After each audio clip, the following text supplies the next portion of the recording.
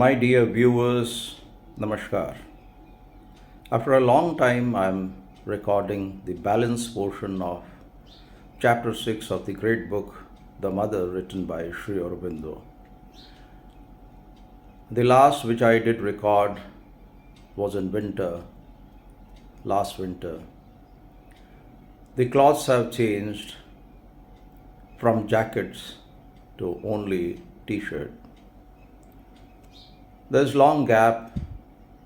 I'm extremely sorry for that. And I suppose there are a lot of obstacles in the spiritual path. Your own aspiration might not be supporting your spiritual path. The more intenser is the aspiration, the possibility of continuity in spiritual path is possible. However, we are all humans, we have several limitations.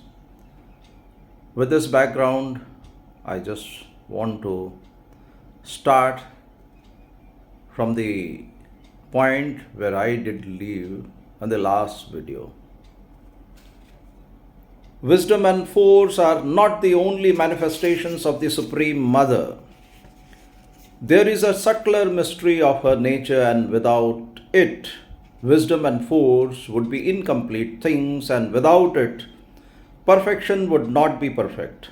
Above them is the miracle of eternal beauty, an unseizable secret of divine harmonies. The compelling magic of an irresistible universal charm and attraction that draws and holds things and forces and beings together and obliges them to meet and unite, that a hidden Ananda may play from behind the veil and make of them its rhythms and its figures. This is the power of Mahalakshmi, and there is no aspect of the divine Shakti more attractive to the heart of embodied beings. Maheshwari can appear too calm and great and distant for the littleness of earthly nature to approach or contain her, Mahakali too swift and formidable for its weakness to bear. But all turn with joy and longing to Mahalakshmi, for she throws the spell of the intoxicating sweetness of the divine. To be close to her is a profound happiness, and to feel her within the heart is to make existence a rapture and a marvel. Grace and charm and tenderness flow out from her like light from the sun, and wherever she fixes her wonderful gaze or lets fall the loveliness of her smile, the soul is seized and made captive and plunged into the depths of an unfathomable bliss.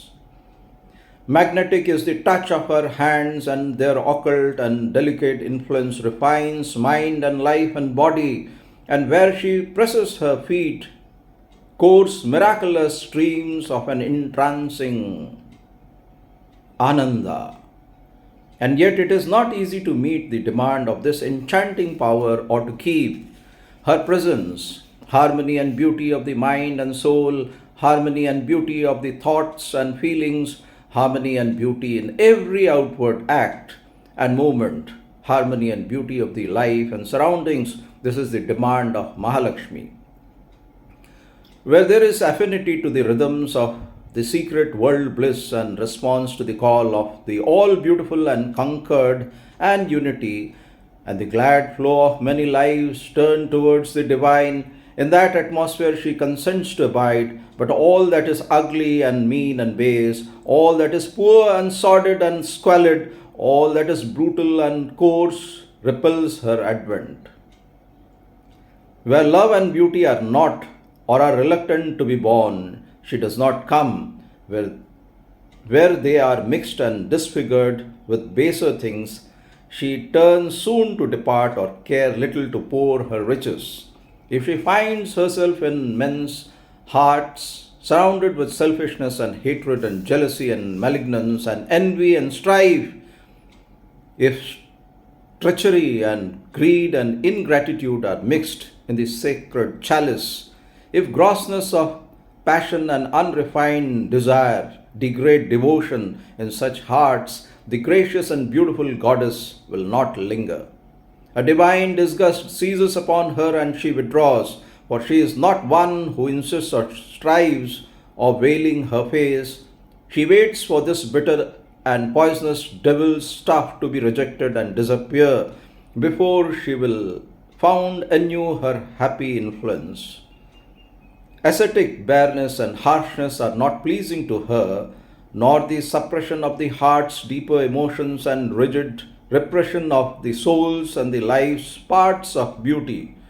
For it is through love and beauty that she lays on men that yoke of the divine. Life is turned in her supreme creations into a rich work of celestial art, and all existence into a poem of sacred delight.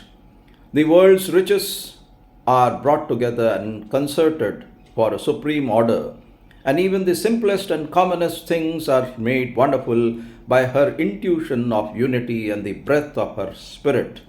Admitted to the heart, she lifts wisdom to pinnacles of wonder and reveals to it the mystic secrets of ecstasy that surpasses all knowledge, meets devotion with the passionate attraction of the divine, teaches to strength and force the rhythm that keeps the might of their acts harmonious and in measure, and casts on perfection the charm that makes it endure forever. Jai Shri Ma. Thank you, viewers, for listening. Thank you.